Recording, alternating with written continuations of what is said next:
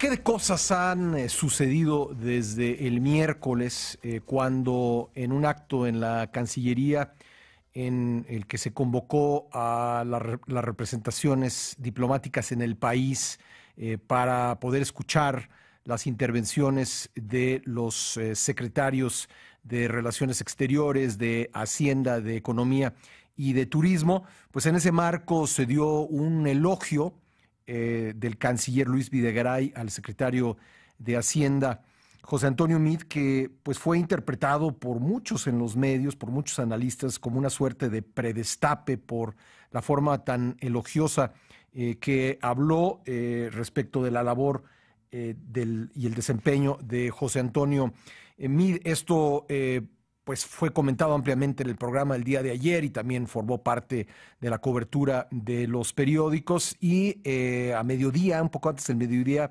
el titular de Relaciones Exteriores publicó en sus redes sociales que no tenía nada que ver con la definición política, es decir, con la designación del candidato del PRI a la presidencia de la República, que había sido elogioso, como siempre, con Meade, y también había tenido elogios para sus también compañeros de gabinete, Ildefonso Guajardo y Enrique de la Madrid. Y más tarde, cuando el presidente estaba en Baja California Sur, pues ya escuchó usted en este espacio lo que dijo, que no se despisten, que hay muchos que pueden aspirar a la candidatura y que no es con elogios y aplausos como se va a alcanzar esta nominación por parte del PRI.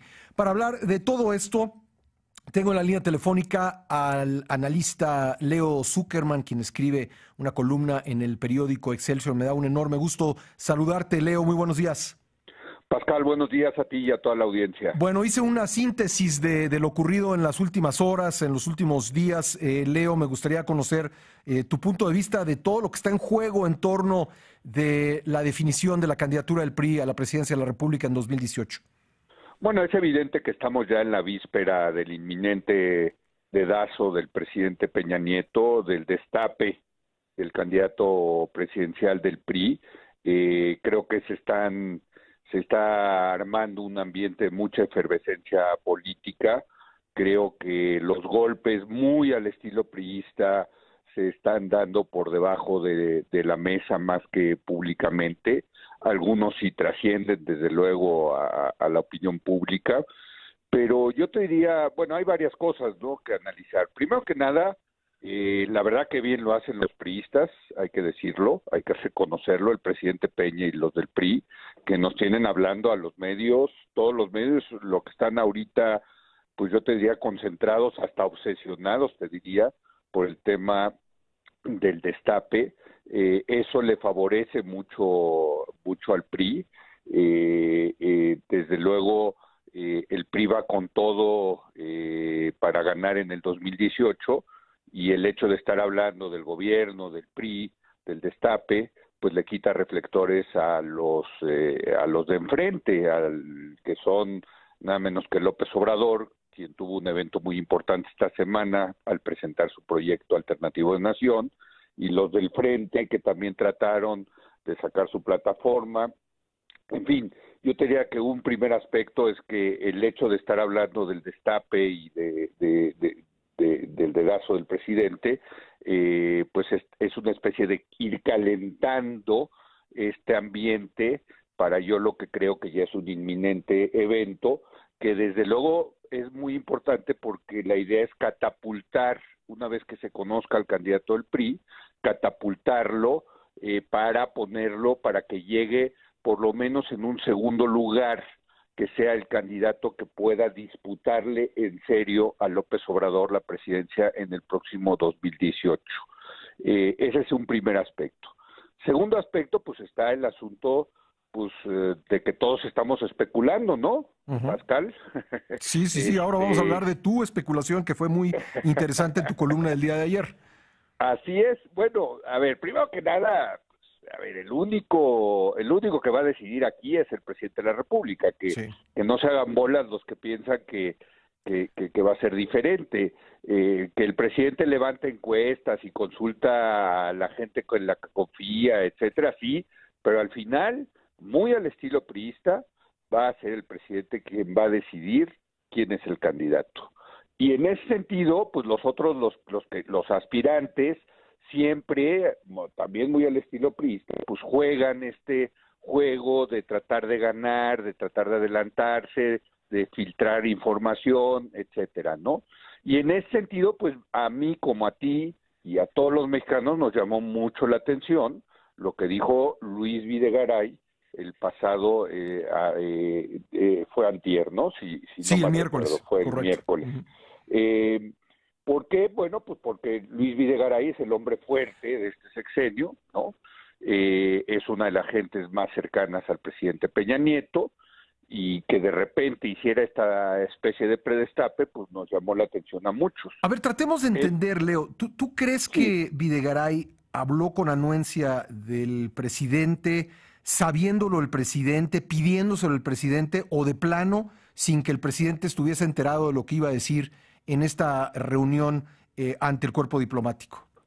Mira, yo te diría, pues la verdad no lo sé de cierto y otra vez estamos especulando, pero me cuesta mucho trabajo pensar que un tipo de la inteligencia de Luis Videgaray, que conoce perfectamente al presidente Peña Nieto, haya cometido un error de esa naturaleza.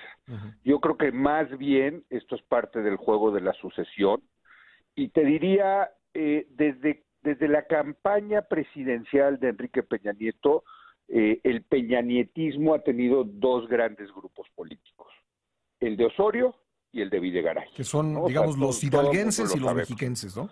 Exactamente, ¿no? Entonces, y siempre se han repartido así los dos grupos políticos, ¿no?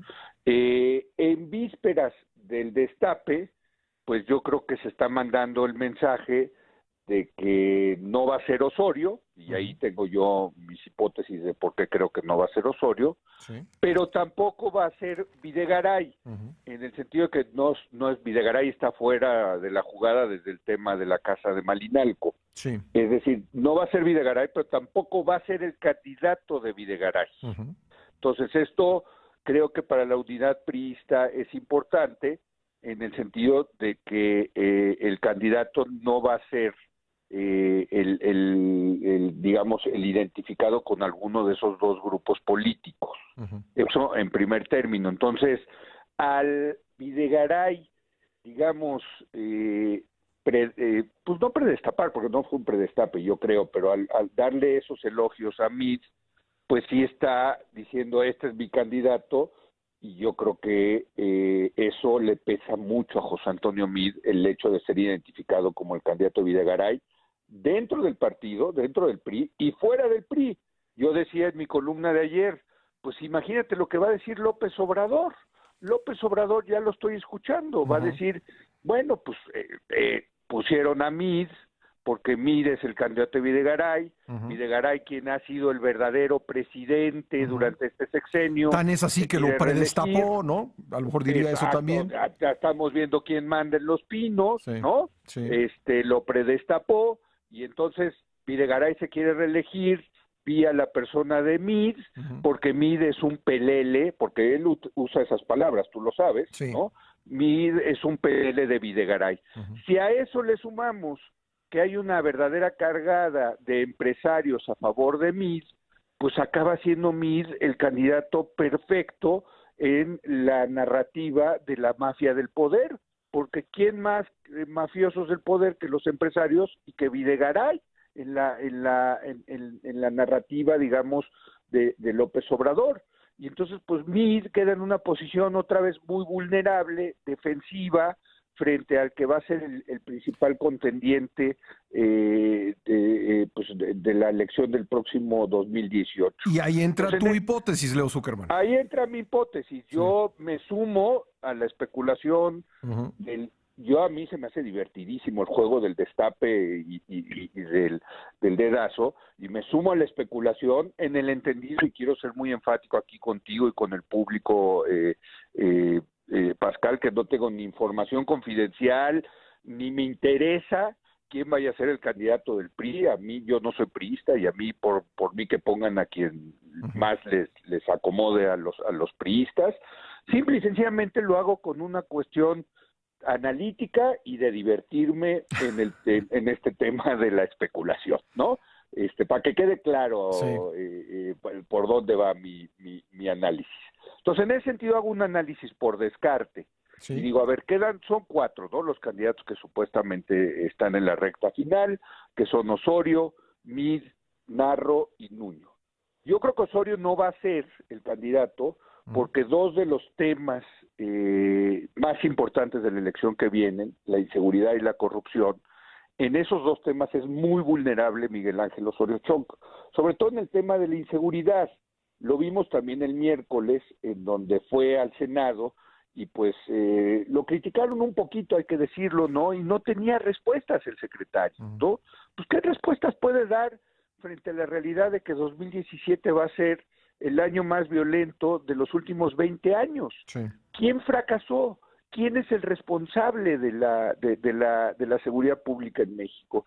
Pues es el secretario de Gobernación, por más que él nos diga que ahora la culpa la tienen los gobiernos locales, en fin, frente al tema de la inseguridad, pues cualquier candidato de oposición se puede decir, si él fuera el candidato del PRI, se puede voltear y decirle, señor Osorio, usted ni siquiera pudo resolver el tema de la seguridad pública, ¿cómo va a ser presidente de México? Ujú. Entonces es un tema que le pesa muchísimo a Miguel Ángel Osorio, y luego está el tema de, pues el que tenga que ganar en el 18 tiene que por lo menos tener la percepción de que es un tipo honesto, y bueno, hemos visto en los últimos, desde el 2015, hay que decirlo, gracias a la revista Proceso, pues que hay historias ahí que hacen dudar de la honestidad del secretario de Gobernación.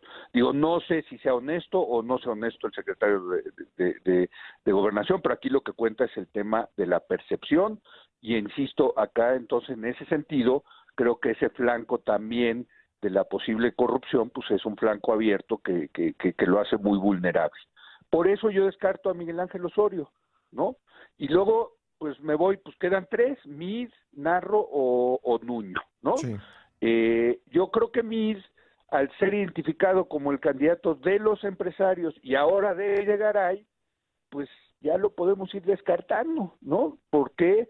Pues porque se vuelve otra vez muy vulnerable frente a los ataques de López Obrador.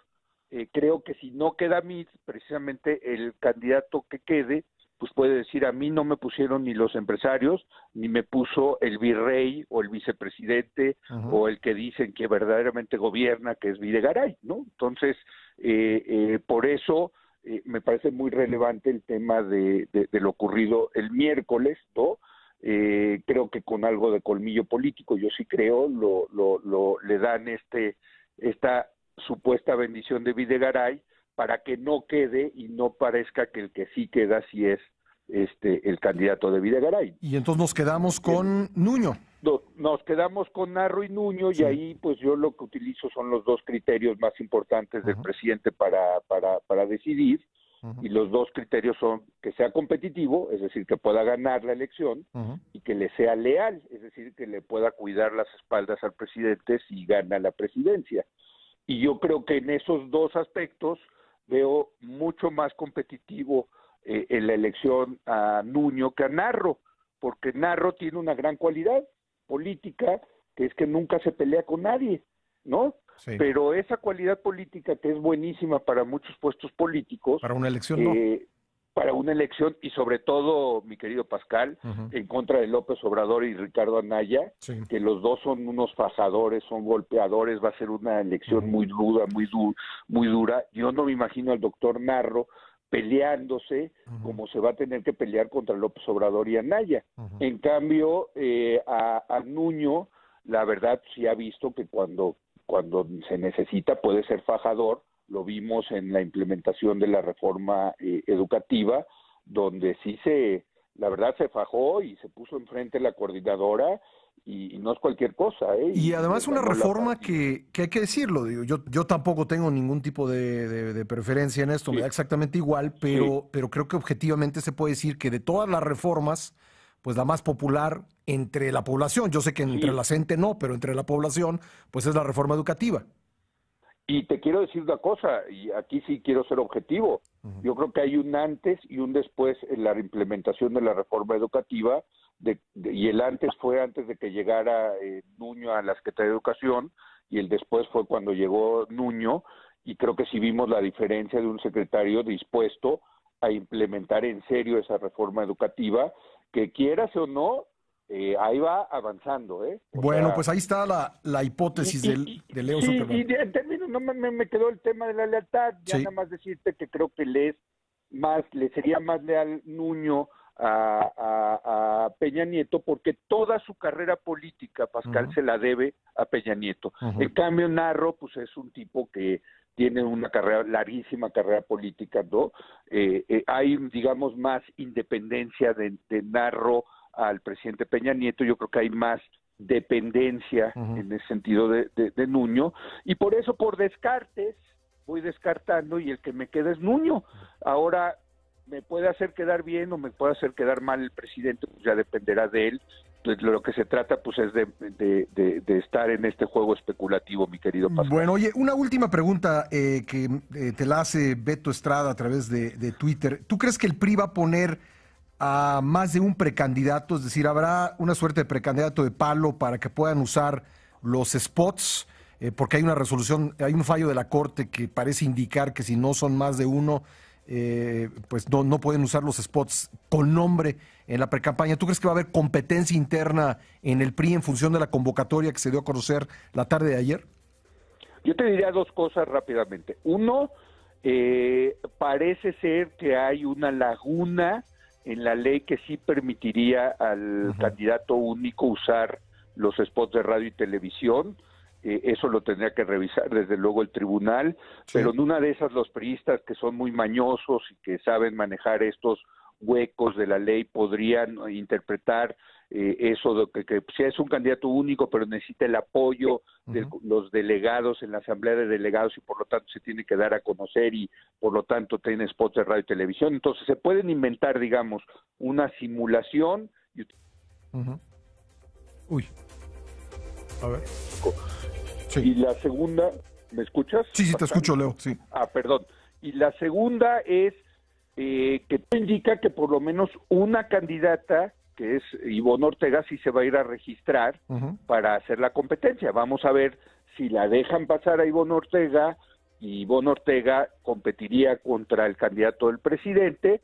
Ya sabemos quién va a ganar, ¿verdad?, en esa competencia, pero Ivonne Ortega, pues, serviría, digamos, en ese esquema también para poder salir en los spots de radio y televisión entre diciembre y febrero. Pues muy interesante el panorama, muy buenos argumentos tienes, Leo, y queríamos platicarlo contigo en función de lo que habías escrito el día de ayer. Te agradezco mucho que hayas estado con nosotros. Gracias a ti, Pascal. Bueno, y tú dime, ¿y tú quién piensas que va a ser el candidato? Pues híjole, yo sí me declaro en función de que esto es la decisión de una persona. La verdad es que no lo sé. Mira, es decir, alguien que ponga sobre la mesa los argumentos de por qué cualquiera de estos hombres, pues creo que tendrá puntos, ¿no? Creo que tendrá forma de argumentarlo. Yo creo que tu argumentación es muy sólida y por eso quería que la compartieras con la audiencia, pero la verdad yo me declaro pues incapaz de descifrar este enigma, mi querido Leo. Creo que vamos a tener luces en unos cuantos días. Yo creo que también, yo creo que esto se está calentando mucho, y si se le puede pasar de tueste al presidente, entonces tiene que medir bien los tiempos, y yo creo que ya es inminente, ¿no? Yo creo que sí, yo creo que en esto de pasar de tueste a lo mejor estamos ya en el límite, porque yo creo que hay que darle, hay que decir que ha jugado bien sus cartas Enrique Peña Nieto al generar esta incertidumbre y prolongar las cosas, pero me parece que llega un punto en que ya no es benéfico, sino empieza a afectar al partido, y creo que estamos justo en el límite en estos momentos. Claro, y puede generar división que realmente le puede afectar mucho al PRI en el resultado final, ¿no? Así es, así es. Oye, pues te mando un fuerte abrazo y te agradezco como siempre tu buena disposición de platicar con nosotros. No, encantado, Pascal, cuando quieras, ya sabes que Muchas soy gracias. admirador ahí tuyo de tu noticiero, con mucho gusto. Muchas gracias. Te mando un abrazo a ti y a toda la audiencia. Gracias. Muchas gracias a Leo Zuckerman. Bueno, ahí tiene usted pues varios datos, varios argumentos en medio de, como dice el propio Leo Zuckerman, pues es un juego especulativo en el que pues todos hemos caído por razones históricas, porque digamos que lo que está ocurriendo en el PRI no se inventó hoy, trae una larga tradición. Yo hoy, por ejemplo, escribo, y te prometo, Luis, que con esto me voy a pausa, Hoy escribo sobre los damnificados, los que no alcanzaron la candidatura del PRI. ¿Qué pasó con ellos? La columna que publico el día de hoy se llama El destino de los perdedores. Si usted tiene ganas, échele una revisada. ¿Qué pasó con los que no alcanzaron la candidatura presidencial del PRI a lo largo de los últimos 80 años? Hay casos interesantes. Algunos de plano se desaparecieron. Nunca volvimos a oír de ellos. Vámonos.